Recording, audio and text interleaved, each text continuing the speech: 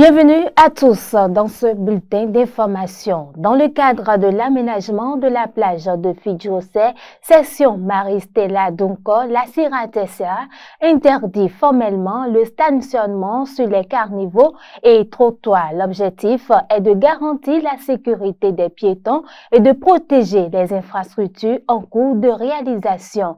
Dans un autre registre, mesdames et messieurs, ce mercredi au Palais de la Marina, les membres du gouvernement se sont réunis en Conseil des ministres présidé par le chef de l'État, Patrice Talon. À cet effet, plusieurs décisions ont été prises en compte au titre des mesures normatives, des communications et au niveau des rencontres et manifestations. Suivant dans ce point, fait par le porte-parole du gouvernement, Wilfried Léandre-Rumbedji, un extrait des décisions prises par le Conseil.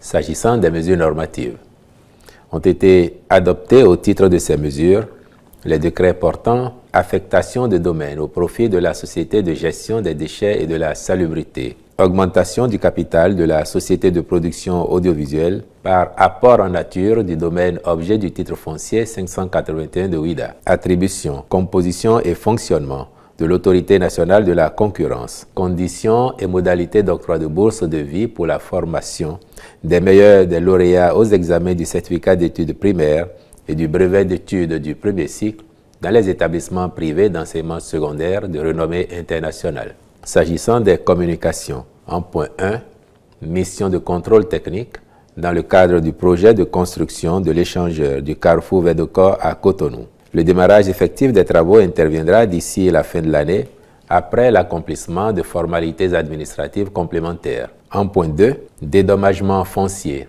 et accompagnement social des personnes affectées par la libération de la berge lagunaire est de Cotonou. En vue d'apprécier les mesures d'accompagnement à mettre en place au profit des personnes affectées, une mission d'évaluation foncière et immobilière du périmètre a été commanditée.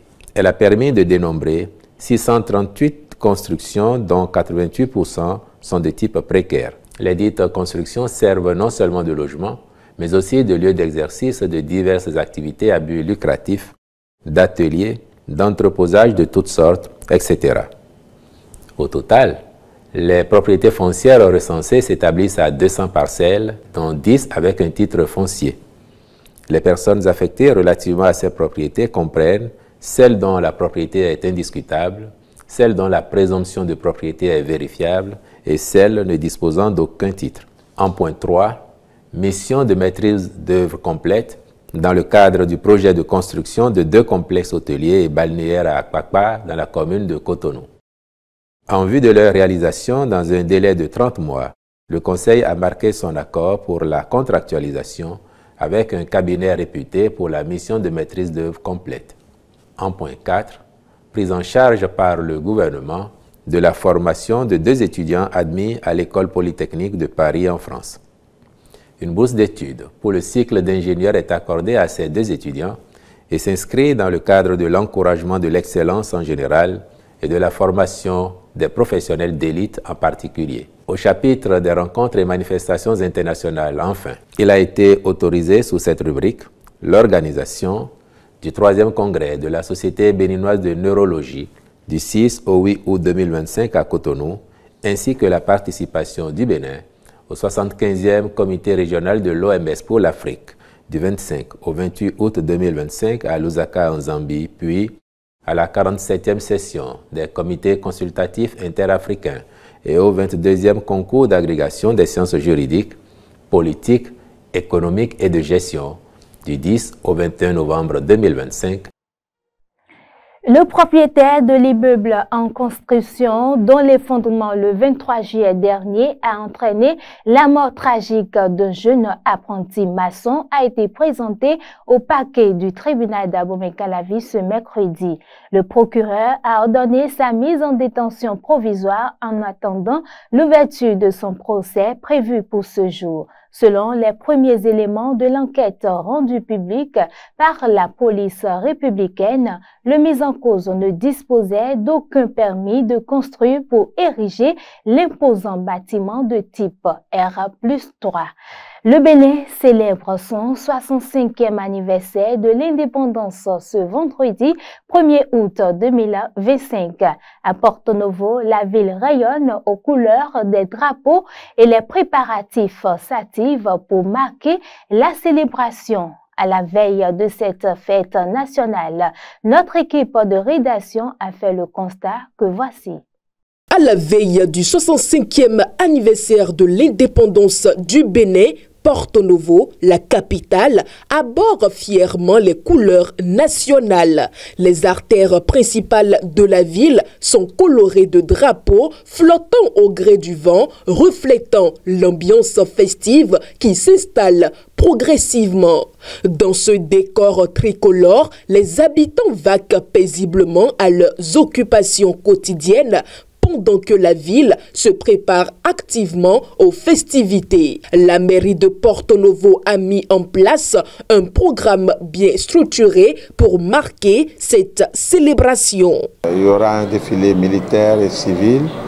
Et tout est en train de se mettre en place, aussi bien avec les forces de l'ordre et ainsi que les organisations de la société civile au niveau de la ville. Et toute la manifestation se fera au niveau de la place du cinquantenaire, dans le 5e arrondissement. Je crois que le programme, c'est déjà à 8 h, il y aura le dépôt de GEB autour de 8 h 30, et pour que les manifestations officielles proprement dites commencent à 9 h. Après cela, il y aura la réjouissance populaire.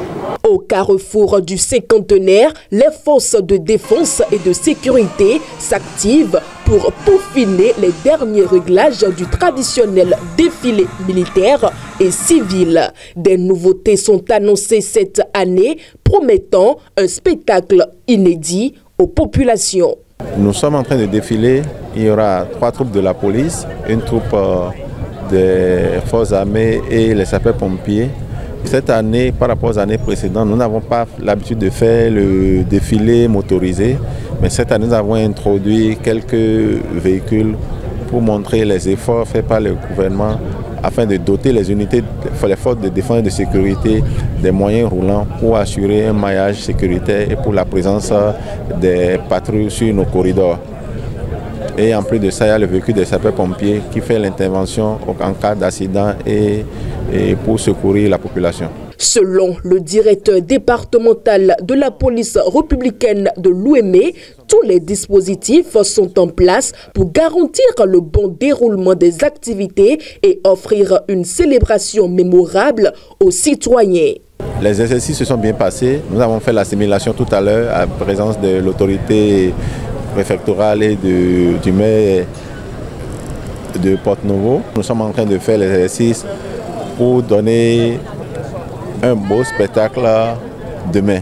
Le maire de la ville, Chalmay Nyankoti, a pour sa part adressé un message de paix et de cohésion à ses administrés, leur souhaitant une bonne fête de l'indépendance par anticipation, suivi d'un message de paix. Je voudrais d'abord souhaiter une bonne fête de l'indépendance à nos concitoyennes et concitoyens. Ma prière, c'est que la paix que nous avons connue jusqu'ici, que cette paix continue. Surtout que nous sommes à la veille des élections. Vous savez, c'est des moments de tension politique. Mais jusque-là, nous sommes très heureux de l'ambiance et de l'atmosphère qui règne. Nous espérons qu'au cours des mois qui vont venir, après cette fête de l'indépendance, tout va continuer par se passer dans la paix et dans la cohésion.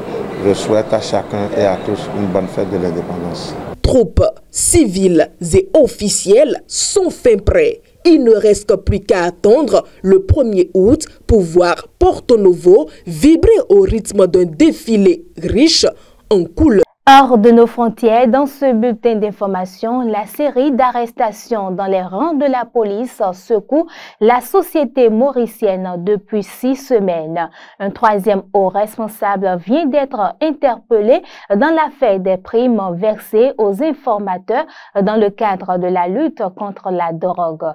D'importantes sommes auraient été détournées. Les enquêteurs ont découvert plus de 3 millions d'euros sur le compte personnel du suspect assistant commissaire de police. Suivons les détails. Ce troisième haut gradé est considéré comme l'élément clé de l'enquête. Donraz Gandagdin, assistant commissaire, a été placé en cellule depuis le 24 juillet 2025. Selon la Financial Crime Commission, les fonds proviendraient des primes destinées aux informateurs dans les opérations anti-drogue. La commission a découvert plus de 160 millions de roupies, soit environ 3 millions d'euros sur son compte personnel. Les enquêteurs soupçonnent un système structuré. Certains policiers auraient même inventé de fausses saisies de drogue afin de pouvoir toucher les primes. Mais depuis 6 semaines, c'est silence radio. Tous les suspects invoquent l'Official Secret Act, une loi qui les oblige à garder le silence au nom du secret d'État. L'enquête indique que ces détournements ont eu lieu sous l'ancien gouvernement en place jusqu'en novembre dernier. Les regards se tournent désormais vers l'ex-commissaire de police Koumadip, parti avec le changement politique. Rendons-nous à présent au Mali. Moussa Mara est à nouveau convoqué par la justice. L'ancien Premier ministre doit se présenter ce jeudi 31 juillet 2025 à Bamako au pôle judiciaire spécialisé contre la cybercriminalité. Les 15 et 16 juillet 2025, Moussa Mara avait déjà dû s'expliquer sur un message critique de la transition. Après 2 jours d'interrogation, il était ressorti sans charge ni poursuite, mais avait été empêché de voyager quelques jours plus tard sans explication. Le motif de cette nouvelle convocation ne lui a pas été signifié. En tout cas, c'est une procédure distincte.